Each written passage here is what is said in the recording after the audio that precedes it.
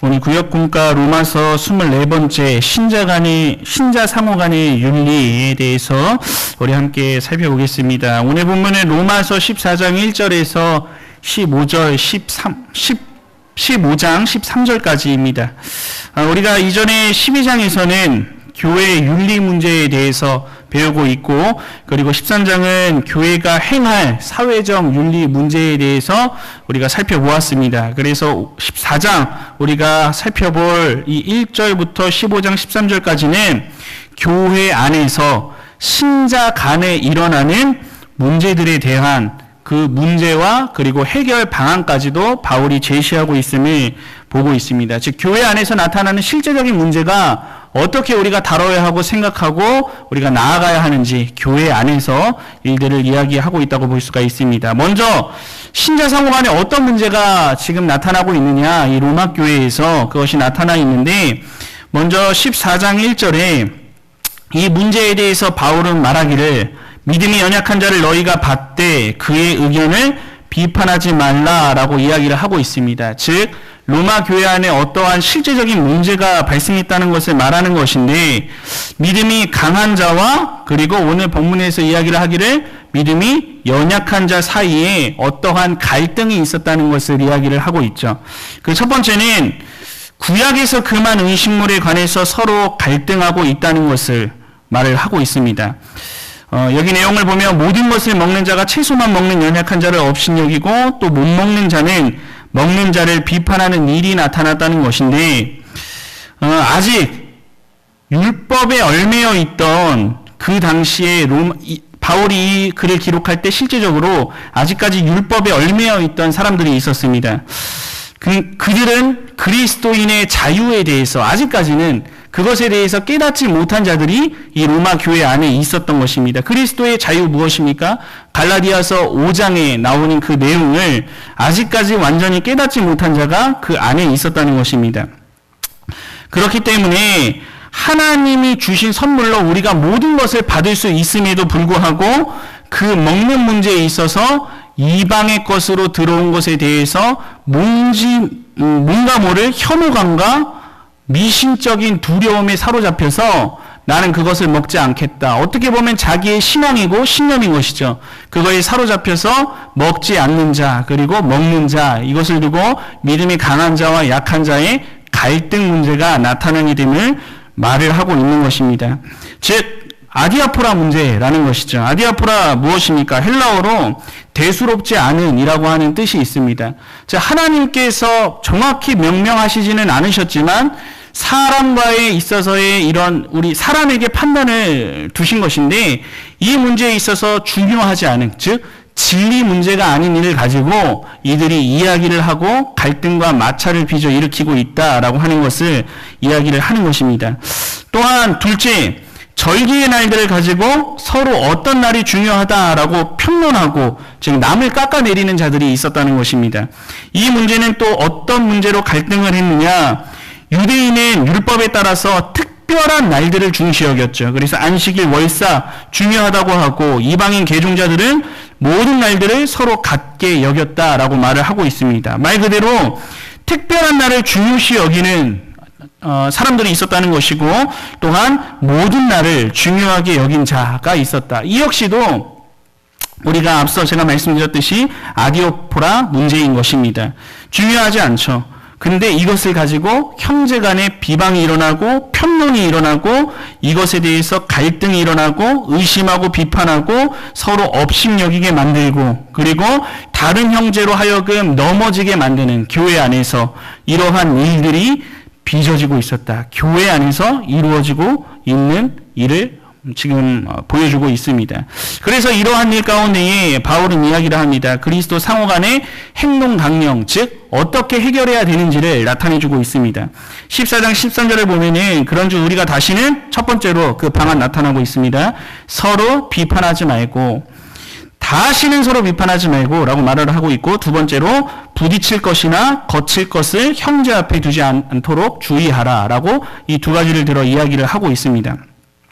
그래서 첫 번째로 말했던 다시 서로 비판하지 말라라고 하는 이 문제에 대해서는 형제가 다른 형제를, 즉 먹는 자와 먹지 못하는 자, 자유롭게 먹지는 못하는 자, 그 신앙의 양심에 따라서 행동하는 그들을 서로가 비방하거나 비판해서는 안 된다. 그 누구도 라고 이야기를 하고 있는 것입니다. 그 이유는 하나님이 상호 모두를 자녀로 받으셨기 때문이다 라고 14장 13절에 말을 하고 있는데, 자녀로 받으셨다라고 하는 것은 하나님께서, 그러니까 예수 그리스도께서 연약한 자나 믿음이 강한 자나 그 모두 하나님의 자녀로 삼으셨다라고 하는 것을 의미하는 것입니다.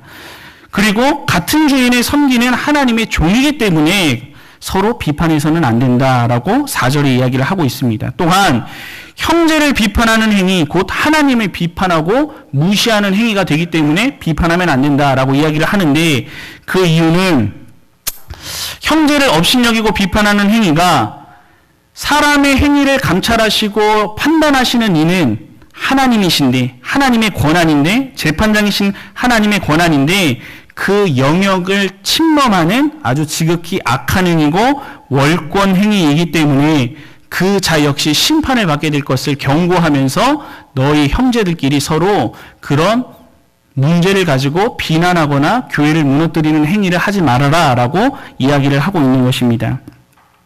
왜냐? 그들은 각각 모두 신앙 양심을 따라 행동할 수가 있기 때문이죠. 14장 5절에 보면은 각각 자기 마음으로 확정할지니라 라고 이야기를 하고 있는 부분을 볼 수가 있습니다.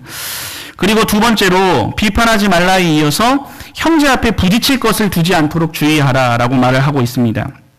즉 믿음이 강한 형제가 혹여나 넘어질 수도 있는 믿음이 약한 형제에게 넘어질 수도 있는, 시험에 빠지게 할 수도 있는 어떤 요소를 아예 사전에 만들지를 말아라 라고 경고를 하고 있는 것입니다.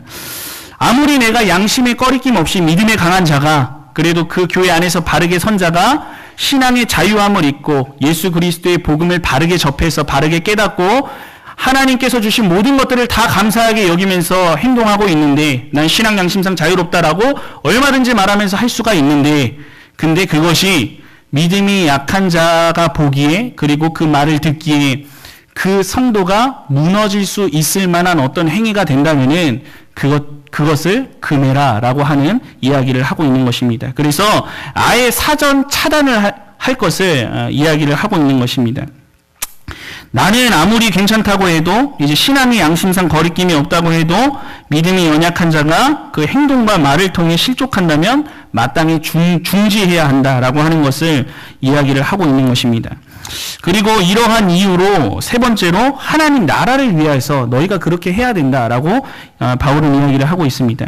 즉 이렇게 비방하지 말고, 그리고 성대가 연약한 자가 실족하지 않도록 너네가 아예 사전 예방을 하고, 이러한 모든 행위들이 성대를 이렇게 사랑하고 배려할 이유가 하나님의 나라 때문이다. 즉 이 교회 때문에, 교회가 바르게 세움을 받기 위해 너희가 그렇게 행해야 한다라고 하는 것을 이야기를 하고 있습니다. 14장 7절에 보면은 의와 평강과 희락을 맺어가는 것이 중요하기 때문에 교회 안에서는 성도 간에 너희가 그렇게 다투거나 그런 일로 서로 와해돼서는 안 된다라고 하는 것을 이야기하는 것입니다. 또한 18절에 그리스도를 섬기는 자들이 하나님과 사람 앞에 칭찬을 받게 될 것이고, 이 때문에 성도는 교회의 화평과 덕을 세우기에 힘을 쓰고 사소한 일, 앞서 말했던 음식 문제로 이렇게 싸우는 일과 같은 이런 이를 통해서 한 영혼이 무너지게 되는, 그리고 교회 안에서 분란을 일으키게 되는 어떠한 행위도 너희들이 해서는 안 된다라고 하는 것을 이야기하는 것입니다.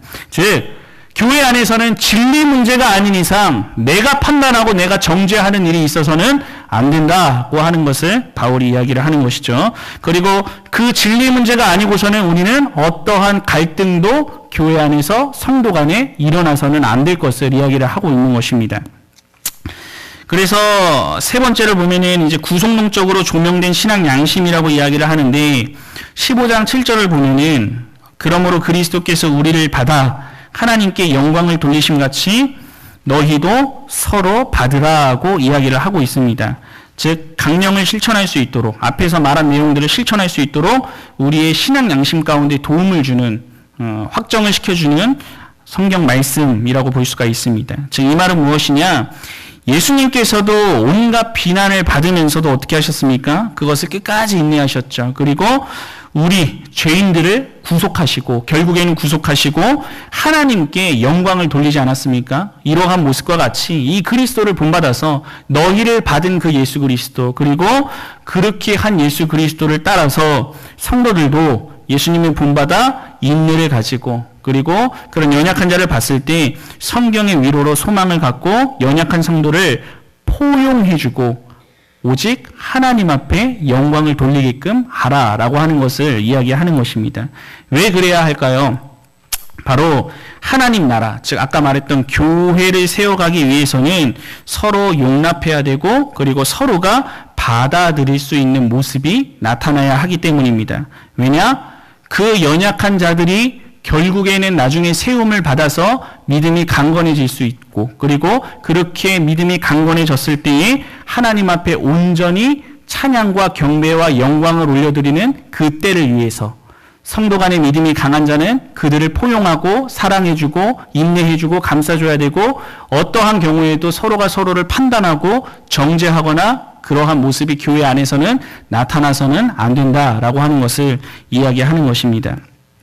그래서 결국에는 우리가 그리스도가 보이신 이 교회를 위한 희생과 헌신의 모습을 따라서 너희들, 그러니까 우리 성도들도 마땅히 그렇게 해야 함을 이야기를 하는 것입니다. 그래서 어느 시대든지 이 시대에는 또 이 시대 안에 이런 음식 문제, 유대교의 깊은 뿌리 박힌 그런 사상 때문에 이러한 음식을 먹는 문제에 자유롭지 못한 자들이 있었던 반면에 예수님의 복음을 바르게 영접하고 그리스도 안에서 자유를 누리면서 모든 음식들을 하나님이 주신 선물로 알고 감사함으로 받아 누리고 먹는 이러한 신자들이 있었던 이러한 상황과 같이 오늘날에도 계속해서, 그리고 앞으로도 이런 신자 상호 간의 사소한 관습의 차이, 습관의 차이, 자신의 사고관의 차이로 인해서 이러한 갈등과 불화가 생길 수도 있지만, 이러한 상황 가운데 내 생각과 다르다고 절대로 정죄하거나 비판해서는 안 된다라고 하는 것, 형제 안에서 우리가 서로 형제 자매 됐잖아요. 예수 그리스도의 보혈의 피로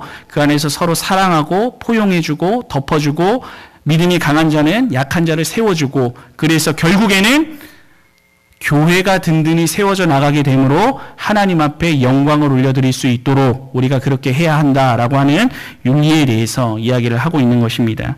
우리 내용 연구 보도록 하겠습니다. 첫 번째, 다음 중 로마 교회의 신자 상호 간에 발생한 문제가 아닌 것은 어떤 것이죠? 1번, 소위 믿음이 강한 자와 약한 자 사이의 갈등과 불화한 문제였다. 맞죠? 음식물과 절기의 문제를 가지고 서로 용납하지 못한 문제였습니까? 그렇죠. 성도 간의 세상 법정 소속으로 인해 교회의 권위가 추락한 문제였죠. 그렇죠. 예라고 하시면 안 돼요. 이거는 고린도 교회 안에서 일어났던 문제죠. 이것은 로마 교회 안에서 일어났던 문제는 아닙니다. 3번, 문제가 아닌 것은 답은 3번입니다. 그리고 4번 한번 볼까요? 사소한 문제로 상호 간의 의심, 비판, 업신여 같은 것, 그렇죠. 이런 문제가 나타났죠. 두 번째로 다음 중 바울이 말한 신자 상호 간의 행동 능력으로 맞는 것에 공표하세요. 하나씩 볼게요. 믿음이 약하여 잘 모르는 자들에게 비판을 해야 합니까? 아니죠. 성도 상호 간에 서로 비판하거나 업신여기지 말아야 한다. 그렇죠. 형제를 비판하는 것은 그를 받으신 하나님의 권위를 무시하는 것이다. 그렇죠. X 아닙니다. O입니다. 그렇죠. 하나님, 형제를 비판하고 하는 것은 하나님의 권위, 심판하고 벌하시는 것은, 그렇기 때문에 우리한테는 그 권위가 있지 않다라고 하는 거 아까 말씀드렸죠. 그리고 자신의 행위가 믿음이 약한 자에게 시험거리가 되지 않도록 주의해야 한다. 맞죠. 자신의 행위로 인해 형제가 근심케 되는 것은 어쩔 수가 없습니까? X. 형제를 사랑으로 배려하는 이유는 하나님 나라를 위함이다. 그렇죠? 성도는 교회의 화평과 덕을 세우기 위해 힘써야 한다. 사소한 일로 하나님 나라의 사업을 무너뜨리게 해서는 안 된다. 싫은 성도가 교회에 있으면 어느 때든지 교회를 떠나면 된다. 그렇죠. 안 됩니다. 진리 문제가 아닌 참된 표지가 있는 교회를 경솔히 버리는 것은 폐역한 행위이다. 그렇죠. 다음 구속론적으로 조명된 신앙 양심에 설명한 것으로 맞는 것의 공표, 강한 자가 약한 자의 약점을 감당하는 것이다. 그렇죠. 이웃을 기쁘게 하며 교회의 덕을 세우기 힘쓰는 것이다. 그리스도께서 보이신 대로 바리새적인 사람을 꾸짖는 것이다. X죠. 그렇죠. 그리스도를 본받아 한 마음으로 연약한 성도를 포용하는 것이다. 인리로서 모든 죄인을 다 받으신 주님을 따라 성도끼리 서로 용납 합니다. 그렇죠? 하나님 나라를 세우기 위해 성도는 서로 사랑으로 용납해야 한다. 맞습니다. 4번 신자 상호 간의 윤리에 대한 설명 중 가장 적절한 것은 첫 번째, 신자 상호 간에 생기는 갈등, 믿음이 강한 편을 따라 약한 편이 포기해야 합니까? 그렇죠. 신자 상호 간의 문제는 언제든지 세상 법정으로 가져가야 할까요? 신자 상호 간의 문제는 그리스도의 모범과 양심을 따라 사랑으로 서로 용납해야 한다. 그렇죠. 신자 상호 간에 생기는 문제는 양 당사자를 치리함으로 징계해야 한다. 그렇죠. 너무 무섭죠. X입니다. 자, 토론과 적용. 나와 다른 성도로 인하여 갈등하거나 시험에 든 경험이 있습니까? 본가의 원리대로 하면 그런 갈등을 어떻게 풀어야만 할까요? 라고 질문을 하고 있습니다. 잘 아시죠? 생활 가운데 또 이렇게 앞서서 말한 내용과 결부시키자면 뭐 간단하게 우리는 그 사람들을 정죄하고 밀어내는 것이 아니라 포용하고 그리스도께서 보이신 그 모범을 따라서 우리가 인정하고 하나님 앞에 그 심판을 맡긴다. 라고 하는 거, 우리가 판단해서는 안 된다라고 하는 거, 그리고 교회의 성과 덕을 세우기 위해서 우리는 이 형제에 대해 어떻게 대하여야 하겠는가, 형제를 포용할 때 누구를 생각하라고 했는가에 대해서도 이렇게 한번 나눠보시면 될 것 같습니다. 교회를 위한 기도, 유아 세례 받은 경영의 어린 자녀들, 그리고 이번 5월 5일 어린이 주일에 진행되는 천국잔치 했죠. 그리고 이거 다 위에 거 한 겁니다. 그래서 진행한 거예요. 그래서 한번 모든 어버이들 강건하시고 인생의 화공예의 이름 안에서 교회와 자녀들과 조국을 위해 기도하는 큰 나무 그늘이 되고 천국 소망 가운데 늘 평안을 누리도록 경양 선교회가 신임 회원들의 사명 감당으로 땅끝까지 복음을 전한 하나님의 구속사 완성에 더욱 크고 아름답게 쓰임 받도록 기도합시다 했습니다.